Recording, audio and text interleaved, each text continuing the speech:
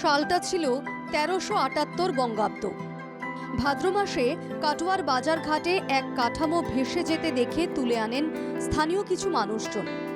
স্বপ্নাদেশ পেয়ে বামাখ্যাপার বংশধরেরা গঙ্গাবক্ষ থেকে তুলে আনা কাঠামোয় শুরু করেন কালী পুজো। সেই পুজোই আজ কাটোয়ার পাগলি কালী মায়ের পুজো নামে পরিচিত।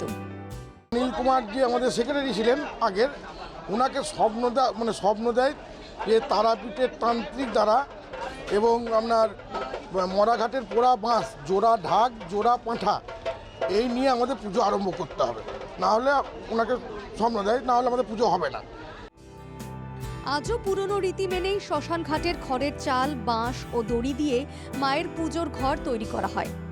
এছাড়াও জোড়া পাঁঠা ও জোড়া ঢাক দিয়েই মায়ের পুজো হয়ে আসছে।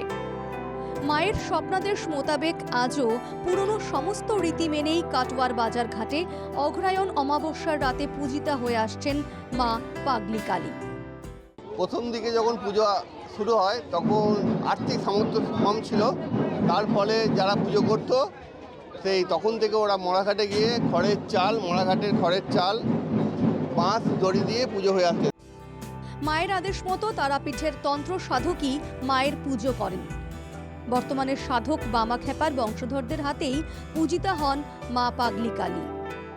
মায়ের একটা কি বলবো কাঠামো, মায়ের কাঠামো একটা ওনার পায়ে এসে পড়ে। উনি এসে দেখেই উনি অবাক হয়ে গেছেন যে কী আবার এটা কী আমার পায়ে এসে পড়ছে, কেন কোথাও যাচ্ছে না। তখন আমার বাবা বলেছিলেন যে তোমরা কালী পুজো করো।